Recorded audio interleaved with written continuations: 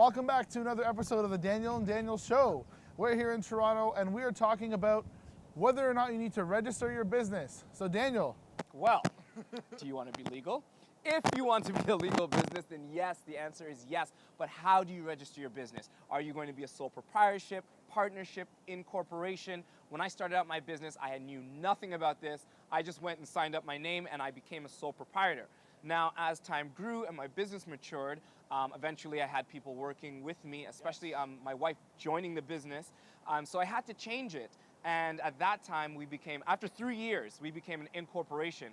Now, I wish I had known about it before because there was all this paperwork switching over, new business numbers, accounting got all confusing. So it's really important to think about what is the operation of your business. Is it something where you want to be covering yourself? And the different legalities, which I'll let you kind of touch on. Yeah, exactly. So depending on the type of business you have, if there's a risk, and a risk just means something could go wrong. Yeah, exactly. Something that you might not think is like a major danger. Yeah. But people can sue your business. Unhappy clients can sue your business. Not only that, but they could have an issue. They could have a dispute about an invoice or a payment. A vendor could mess you up, and you don't want that to affect your personal finances or your family's finances, right? So having a business incorporated, specifically as a corporation, separates you as a different entity in the government. Government's eyes, you're your own separate thing, right? You're still responsible for that entity, right.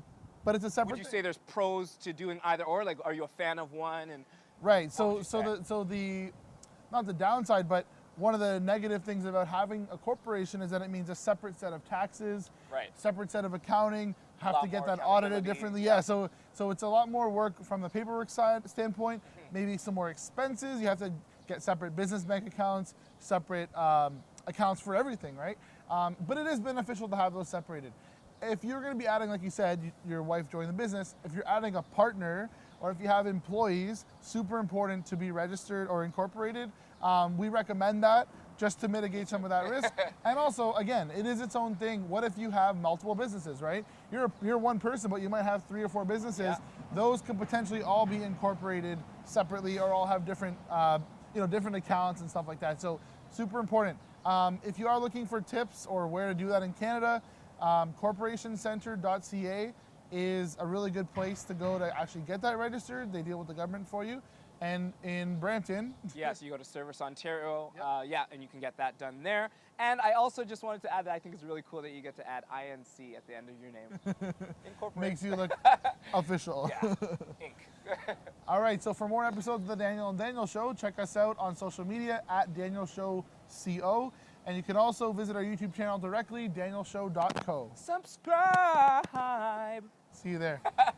I'm Daniel. And I'm Daniel. We want you guys to join us at danielshow.co. Business tips, entrepreneurship advice. We're going to make things simple for you. We're going to break it down. Watch our videos and don't forget to subscribe. We want you guys to join us.